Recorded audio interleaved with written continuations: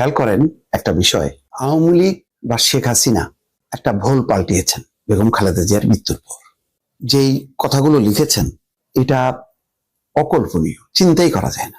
আসলে কি বেকায়দায় আছেন বলে কি লিখলেন, নাকি সত্যি সত্যি লিখলেন? একটু বিশ্লেষণ করি। শেখ হাসিনা কি বলেছেন? বলেছেন বাংলাদেশের প্রথম নারী প্রধানমন্ত্রী হিসেবে, প্রথম নারী প্রধানমন্ত্রী হিসেবে, নারী প্রধানমন্ত্রী হিসেবে প্রথমে, তার মানে একটা স্বীকৃতি দিলেন। তারপরে বলছেন, পরের লাইনটা খেয়াল করেন, গণতন্ত্র প্রতিষ্ঠার আন্দোলনে তার অবদান, গণতন্ত্র প্রতিষ্ঠার আন্দোলনে তার অবদান। সে গণতন্ত্র প্রতিষ্ঠার আন্দোলন করেছেন কার সময়? এরশাদের সময় এবং শেখ হাসিনার সময়। তাহলে সেটারও স্বীকৃতি দিলেন। আবার বলছেন প্রথম নারী প্রধানমন্ত্রী হিসেবে। বলছেন যে বিএনপি নেতৃত্বের এক অপূরণীয় ক্ষতি হলো। সত্যি ক্ষতি হলো, একটা কথাও কিন্তু মিথ্যা না। আবার দেখেন তার কথা রেশ ধরে সজীব ওয়াজেদ জয় তিনিও কি বলছেন? ধরা হয় যে তিনি হয়তো উত্তরসূরি হবেন শেখ হাসিনার যদি বিদায় নেন পৃথিবী থেকে। দেশের সংকটময় মুহূর্তে, মানে বাংলাদেশে এখন সংকটময় মুহূর্ত বলছেন, যখন সাধারণ মানুষের নিরাপত্তার অভাবে ভুগছে, নিরাপত্তা নেই সত্য, দেশকে অস্থিতিশীল এবং বিরাজনীতিকরণের অপচেষ্টা চলছে, কথাটা একেবারে মিথ্যা নয়, তখন তার এই চলে যাওয়া বাংলাদেশের উত্তরণের পথে, বাংলাদেশের উত্তরণের পথে এক গভীর প্রভাব ফেলবে। চিন্তা করা যায় এই দুইজনকে, মনে করেন শেখ হাসিনা ক্ষমতায় আর সজীব ওয়াজেদ জয়ও ওই তথ্য উপদেষ্টা নাকি বলে সেই পদে আছেন। সেই সময় মনে করেন এই বেগম খালেদা জিয়ার বিদায় যদি হতো, এই শব্দগুলি কি ওরা লিখতেন কিনা? তারা লিখতেন? আমার সন্দেহ হয়, কিন্তু লিখেছেন।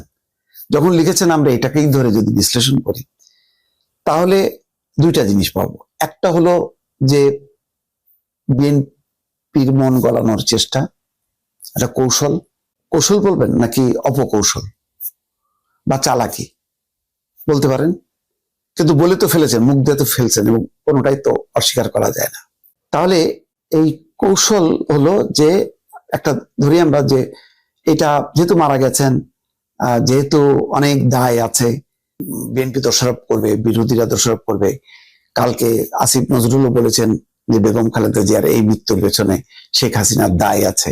তো সুতরাং দায় মুক্ত হওয়া চেষ্টা, ভার মুক্ত হওয়ার চেষ্টা, প্রতিপক্ষকে, চির প্রতিদ্বন্দ্বী যিনি ছিলেন তিনি না থাকলেও তার পুত্ররা আছেন, সেই রাজনীতি তো তারাই ক্যারি করবেন, তাদের সহানুভূতি পাওয়া, তাদের মন গলানো, এটা হতে পারে।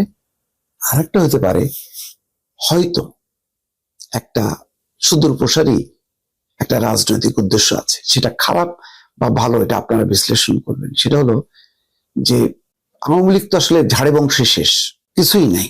শোক যে জানাবে তারা আনুষ্ঠানিকভাবে, মানে ধরেন দুজন যে তারেক রহমানের সঙ্গে দেখা করবেন বা পরিবারের সদস্যদের কাছে যে শোক জানাবেন, সেই অবস্থার মধ্যেও তো নেই। মানে আওয়ামী লীগ হিসেবে তারা পথে ঘাটে কোথাও বেরোতে পারেন না।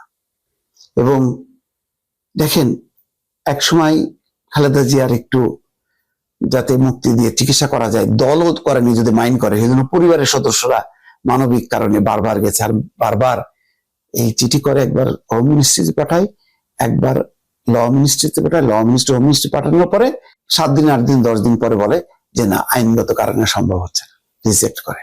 প্রতিবার এই চালাকিটা করছে, এবং হয়তো এর মূল হোতা হচ্ছে আনিসুল হক বা শেখ হাসিনার এই মানে চালাকি বা কূটকৌশল।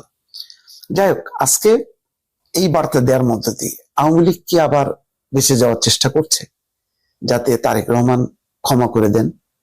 অথবা বাস্তবতাটা কি এমন হলো যে আওয়ামী লীগকে এখন মাঠে না আনলে বিএনপির যে প্রবল প্রতিপক্ষ হয়ে উঠছে, যে রাজনৈতিক শক্তি জামাতের নেতৃত্বে, একটা দক্ষিণপন্থীদের যে একটা হুঙ্কার বা সংগঠিত হওয়ার একটা আভাস, সেটাকে থামানোর জন্য মাঝখানে কি আওয়ামী লীগকে দরকার আছে?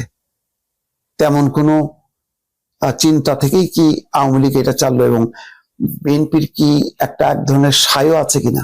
কারণ আগে রাজনীতির মাঠে ছিল বিএনপি জামাত, বিএনপির নেতৃত্বে এই ধর্মীয় রাজনৈতিক দলগুলো ছিল, কিন্তু প্রভাব ছিল বিএনপির, যদিও আস্তে আস্তে খেয়ে ফেলতেছিল বিএনপিকে জামাত।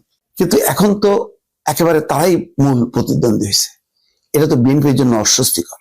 সেই কারণে কি একটা এই বেগম খালেদা জিয়ার মৃত্যুর মধ্য দিয়ে আওয়ামী লীগের কি রাজনীতিতে প্রবর্তন করার একটা সুযোগ হইল কিনা, আমি দর্শক এটা ভাবছি। আমার এই কথাটা হয়তো এখন অনেকের কাছে বাস্তব মনে হইতে পারে, কিন্তু একটু ভেবে দেখেন, যদি রাজনীতির ভবিষ্যৎ হিসাব নিকাশ করেন, তাহলে যে কোনো ফরম্যাটেই হাসিনার আওয়ামী লীগ হোক আর হাসিনা বিহীন আওয়ামী লীগ হোক, আওয়ামী লীগ যদি হাজির না হয় রাজনীতির মাঠে, বিএনপি কিন্তু বিপদে পড়বে বলে রাখলাম। মিলাই নিয়ে ভালো থাকবেন। আল্লাহ হাফেজ।